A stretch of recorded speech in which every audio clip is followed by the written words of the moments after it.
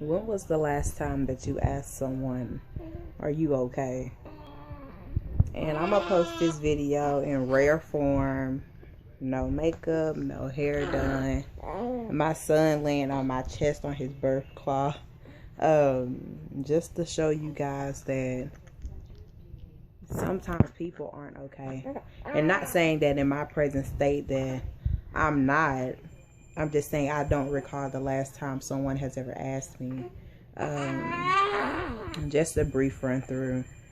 24 years old, working a job that I'm honestly not happy in the position that I'm in, looking for growth. Started writing a blog, but I couldn't find the passion to keep going. Over about 15,000 views already. Impress You For What? .blogspot.com, the tell-all of Camille Jones. And in the midst of it all, discovered that I was pregnant November 8th. In the same room that I was once told I was pregnant in 10 years ago. I terminated that pregnancy by having an abortion. Talk about it frequently. Perfectly okay with it. I'm perfectly fine. I wouldn't be who I am today had I not done what I did. And I don't care about the judgment. I've outgrown all the criticism. I am who I am. Nevertheless, I have this beautiful baby boy now. And for 10 years, I prayed and I prayed and I prayed to God to give me a second chance. And why I was deserving of a second chance. And about 2 months before finding out I was pregnant, I was so mad. I remember being in the shower and I was crying and I was saying, God, you don't love me. And how could you not bless me with a baby? And I've been praying and I've been praying. And everybody around me were popping up pregnant. My best friend had 2 beautiful babies and they just so happened to be my goddaughters.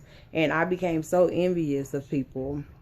And then I was driving to work one day and I listened to Joyce Myers, and she said sometimes God will place the things you want in your face through other people. Until you are genuinely happy for those people, you will never receive your blessings. Immediately I got a text from my friend Lauren telling me that she was, I believe, receiving or expecting a child. And I had to find the courage to be genuinely happy for someone, because I wanted a baby and I wanted my own baby. And sometimes I would get so weary because I never understood why I wasn't given a second chance. And in the midst of it all, I got sick 1 week and I felt real bad for about 5 days. At this time, I'm working at Enterprise, or I'm about to start working at Enterprise, and things just weren't right. Went to the doctor, found that I was pregnant. Dr. Jafarian comes back in. He's like, well, the pregnancy test came back positive. And I'm like, whose pregnancy test? Because all my previous doctor visits, that was never going to happen. I never expected it. I always wanted it, but never got it. And from that day, I was like, you know what? This is real. Life is about to go uphill. Like, I had been at a step, I guess you could say, at a point to where I was just idling for a long time. Didn't know what I was wanted to do. I knew I wanted to write. I knew I wanted to motivate other people. Never knew how. I never could get started. And I was watching Being last night, and I was just like, you know, one day you just have to be courageous and you just have to step out on faith. And I'm just telling you guys, because I write a lot, I post a lot, but you never hear me, you know. And I always wonder, do you wonder, what does Empress sound like? And this is what I sound like. And it's not easy, you know, being at a point to where, again, 24 years old, on April the 28th, I went into preterm labor. And I had so many people rooting for me. I had a pregnancy group at this point, created to uplift women, blah, blah, blah. I'm always looking out for other people. But who has my back other than my mom, my friends, and everything like that? Like, I hear some of you. I know some of you guys support me. But then at the end of the day, everybody has their own life. And I guess I don't produce the fruit of my own labor. So you don't believe in me. But I'm here to tell you, It doesn't happen overnight, and I'm not giving up, and we're going steady, and we're going strong.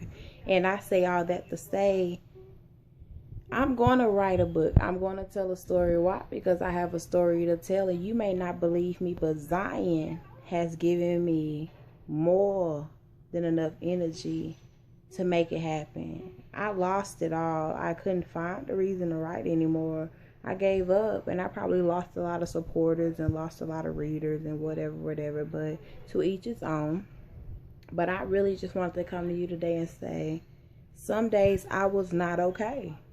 You know, some days I just wanted somebody to reach out to me or to shoot me a message and ask, how was my day? Even if I felt like I was the strongest of them all, even then, even the stronger people need to know that someone at least cares about their well-being.